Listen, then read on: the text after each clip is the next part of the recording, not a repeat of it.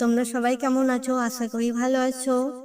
তো আমি আজকে তোমাদের সাথে একটা খুশির খবর শেয়ার করতে চাই। তা খুশির খবরটা কি তোমরা হয়তো থাম্বনেল ও টাইটেল দেখে বুঝতে পেরেছো। তারপরেও আমি তোমাদেরকে বলে দিচ্ছি বা তোমাদের সঙ্গে শেয়ার করছি যে খুশির খবরটা কি, যেটাকে বলে আমাদের স্বপ্নের চিঠি। সবাই বলে যে সোনার হরিণ পেয়ে গেছি, তো আমিও সেটাই আছে পেয়েছি। এই দেখো আমার স্বপ্নের চিঠি আমার ইউটিউব থেকে গুগল অ্যাডসেন্স চলে এসেছে।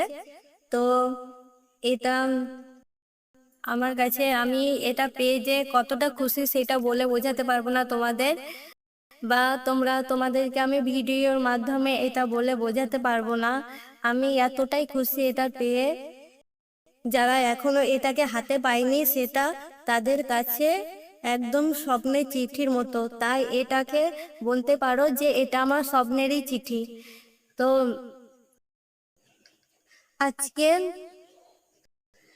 এটা আমি হাতে পেয়েছি শুধুমাত্র আমার রামু দাদা ভাইয়ের জন্য, আর রুমকি পায়েল, আর ইউটিউবের অন্যান্য কিছু বন্ধুদের জন্য আমি এটাকে হাতে পেয়েছি। তো আমার দাদা প্রথম থেকে শেষ পর্যন্ত আমাকে সাপোর্ট করেছে। তো এটা এটা আমার হাতে শুধুমাত্র আমার দাদার জন্য। তো দাদাকে আমি ধন্যবাদ বলে ছোট করব না। দাদা তুমি তুমি আমার কাছে ভগবান। আর আমার ইউটিউবের কিছু বন্ধু যদি সাপোর্ট না করতে, তোমাদেরকে অনেক অনেক ভালোবাসা, আমাকে তোমরাও অনেক সাপোর্ট করেছো।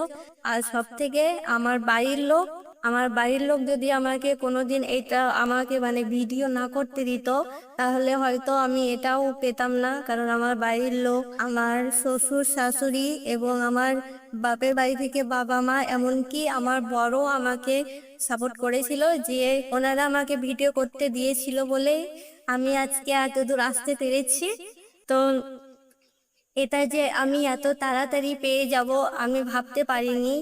কারণ নতুন একটা চ্যানেল খোলার পর তার কিছু নিয়ম থাকে, তো সেই নিয়মগুলোকে পূরণ করতে হয়, তারপরেই এটাকে হাতে পাওয়া যায়।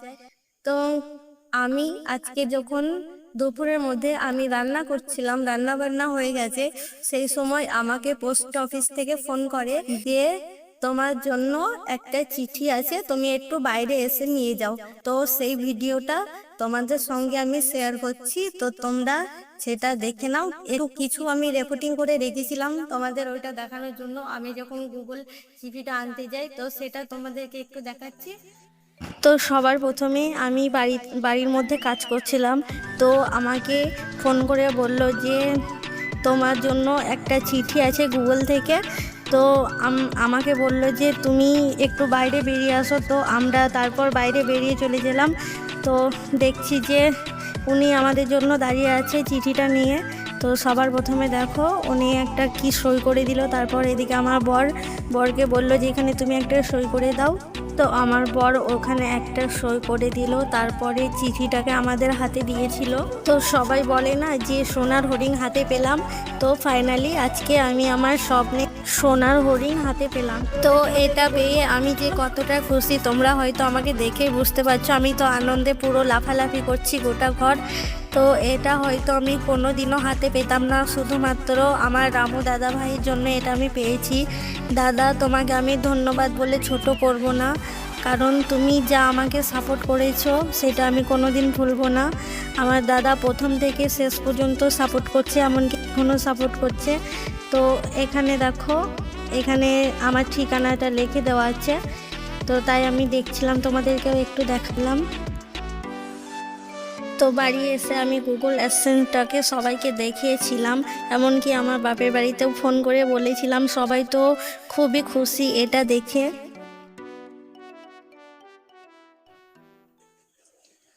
তো তোমরা দেখলে যে আমি যখন চিঠিটা আনতে যাই, তো সেই ভিডিওটা তোমরা দেখলে। তো আমি তোমাদেরকে আরো কিছু কথা বলতে চাই। যখন মানে এমনকি আমি এটার জন্যে যতটা খুশি হয়েছি, আমি ঠিক সেই দিন আমি অনেক বেশি কষ্ট পেয়েছিলাম, যেদিন আমার ইউটিউব চ্যানেলটা খোলা নিয়ে আমাকে কিছু মানুষের কথা শুনতে হয়েছিল। তো আমি তো আমি যখন ইউটিউব চ্যানেলটা খুলি, তো আমাকে কিছু কিছু মানুষ বলেছিল যে তুই কোনোদিন করতে পারবি না। আমার পাড়া প্রতিবেশী বা অন্যান্য মানুষের কাছ থেকে, পাড়া প্রতিবেশীর মধ্যে সবাই তো ভালো মানুষ না, দুই একজন হিংসুটে মহিলা তো থাকবে, এটার মতন কিছু নাই। তো তাই আমি এই কথা শোনানোর ব্যাপারটা নিয়ে মাথাতে রাখিনি, শুধু মনে মনে ভেবে রেখেছিলাম যে একদিন ঠিক এই কথার উত্তর আমি ভালোবেসে দেবো তাদেরকে। তো আমি একটা কথা বলি, নিজের ব্যাকগ্রাউন্ডটা দেখবে, তারপর অন্যজনের দিকে কথা বলবে। কারণ কার মধ্যে কি প্রতিভা লুকিয়ে থাকে সেটা আমরা আর ওপর থেকে কেউ দেখতে পায় না। পাড়াতে কিছু কিছু মহিলা থাকে যারা নিজের কেরিয়ার নিয়ে ভাবে না, বা অন্যজনের পেছনে কথা বলতে যায়।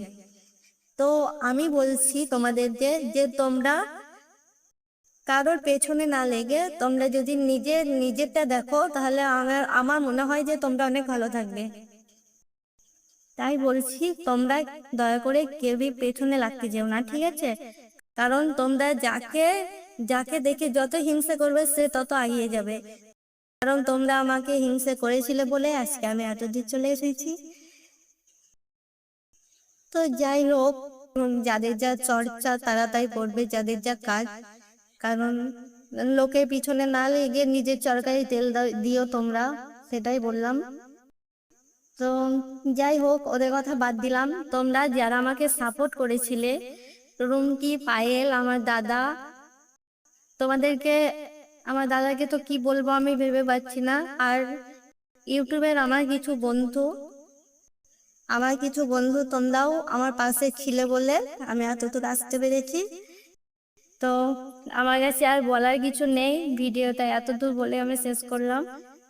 তো আমি তো আমি তো রোজ ভিডিও দিতে পারি না, তো আমি এবার থেকে রোজ বলতে মাঝে মধ্যে ভিডিও দেওয়ার চেষ্টা করব। তো তোমরা প্লিজ একটু সাপোর্ট করবে, আমার পাশে থাকবে, আমাকে আর একটু বেশি বেশি করে ভালোবাসা দেবে, যাতে আমি আরো এগিয়ে যেতে পারি। আর কিছু কিছু হিংসুটে পাড়ার মহিলাদের যেন আর একটু জ্বলাতে পারি। মানে আমি তো তাদেরকে জ্বলাবো না, কারণ আমি এগিয়ে গেলে তারা আপনি জ্বলবে, তারা নিজে থেকেই জ্বলে পুড়ে যাবে, ঠিক আছে? তো ভিডিওটা এত দূর, ভালো লাগলে লাইক কমেন্ট শেয়ার করবে, আমার পাশে থাকবে। তো ধন্যবাদ আমার ভিডিওটা শেষ পর্যন্ত দেখার জন্য। তো সবাই ভালো থাকবে, টাটা।